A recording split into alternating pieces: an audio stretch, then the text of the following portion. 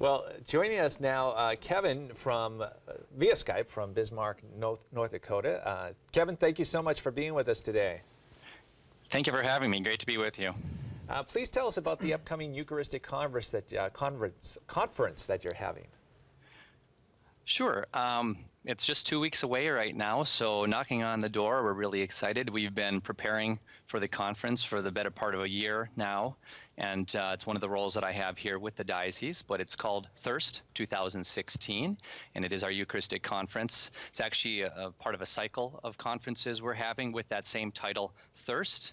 And the first one we had was in 2013, so we anticipate a conference like this every 3 years within our diocese, and was established by Bishop David Kagan, who came to our diocese a number of years ago. And so, yeah, it'll be October 28th through the 30th at the Bismarck Event Center here in Bismarck. And last time we had this conference in 2013, we had a really good turnout. We were very pleasantly surprised. I was not working with the conference at that point, but we estimate we had between 7,000 and 8,000 people in attendance, which is pretty remarkable given it was the first time we had done it, and we are a smaller rural diocese. Yeah. I have to ask you, this is a seemingly insignificant detail, but I think it might be significant. When I see the name of the conference, Thirst, I think of Jesus' own words on the cross, I thirst, and I also think of the Missionaries of Charity, who, whenever you go into one of their chapels, they always have those words, I thirst, near the tabernacle, near the Blessed Sacrament. What is the meaning, the origin of that title as applied to the conference? I think really at the heart of it is, as you say, we look to Christ's thirsting for us, for souls, that we should come to know him, develop a relationship with him, deepen that relationship. It's just the heart of who we are as Catholics, as Christians. And, we're going to see how we can repurpose this title, going forward with our various conferences. But certainly it has worked out so well with the Year of Mercy. It was kind of a no-brainer in terms of thinking of a theme for this particular conference. We have the Year of Mercy promulgated by our Holy Father, and the work was really done for us in so many ways. All of our various presenters, our keynotes, our 20-plus breakout sessions, they're all at the core going to be speaking about the mercy of God and our thirst for God's mercy, and of course God's thirst for us to receive that mercy. I think I've been looking at some different quotes from Pope Francis from his bull promulgating the Year of Mercy, and he said that God's mercy is a spring that will never run dry, no matter how many people draw from it. Every time someone is in need, he or she can approach it because the mercy of God never ends. It's just this vessel that's never emptied, and our Holy Father had said, it's not God that tires of forgiving us. We tire of asking for it. And I think, we're going to hear more about that, in our conference. And, it's certainly something I need to keep in mind. Yeah, let's get into the details of the conference a little, Keven. You have a great lineup of speakers and events, too. And maybe if you could talk about the tickets, how expensive the tickets are as well. Good news. The event is free. Whoa! That's great. It was free last time, and it's also free this time. I had that conversation with the Bishop.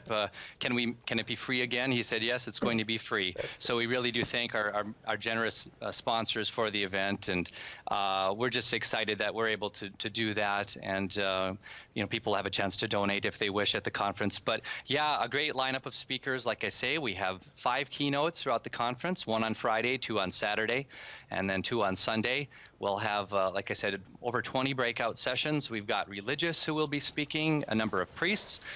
We have a number of priests and even religious from our own diocese who will be speaking, joining the lineup. But we're so pleased to have His Eminence Cardinal Edwin O'Brien as our capstone keynote on Sunday.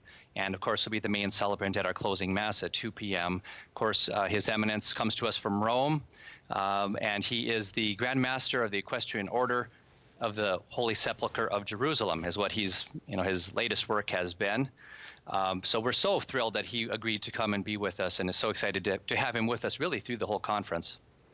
Well, Keven, that certainly is a great price, and I can't help but think that the mercy of God is free to us, and of course we're free to follow the example of Jesus or not in our lives. So I'm guessing that attending the Eucharistic Conference is going to be an important moment for a lot of people to come to understand the depth of God's mercy, His love for us, and to become more adept at becoming disciples. Who should attend the conference?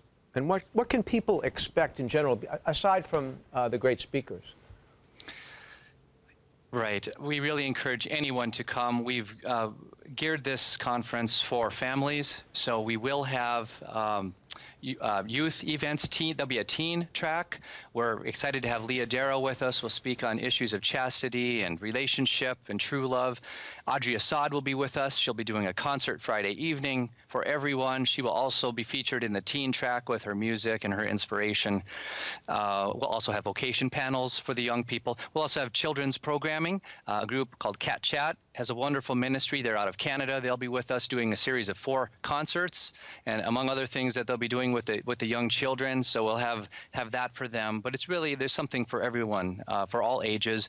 In addition to the speaking, of course, we'll have confessions available. We have a large exhibit hall for adoration. We've asked our parishes across the diocese to have a time slot where they'll come and adore our Lord in unity with rest of the folks from around the region. So we'll actually have every hour pretty much of the conference will be wrapped in prayer through our adoration in the chapel there. One thing we're very excited about this time, we are having what we're calling 24 hours of mercy, where confessions will be available nonstop. Wow. From 10 p.m. on Friday, all through the evening, through the night hours, through 10 p.m. on Saturday. At 8 p.m. on Saturday, we'll have a communal penance service with adoration in the main arena. Amazing. And so in that 24 hours, we'll have confessions available, throughout. So we're working on our priests. Thank God for their generosity, and we'll count on visiting priests as well to make that sacrament available. And of course, it's available other times in the conference. But we're excited about those 24 hours. We tried something similar in our diocese in the past months, and with huge success. People came through the evening to our cathedral. Our priests were surprised by the people that came. So the time is ripe for this conference, and people I think, are going to be eager to attend. Well, Keven, the other Keven, has abandoned me and gone over to the news desk, and so I have to let you go, but we're very grateful that you've been with us, and bismarckdiocese.com/thirst 2016, that's where we're going to send our viewers. Keven, thank you so much for being with us, and best of luck. Hope it's a great conference. Thank you so much. Okay. Appreciate thanks. your time. God bless. And Keven? God bless.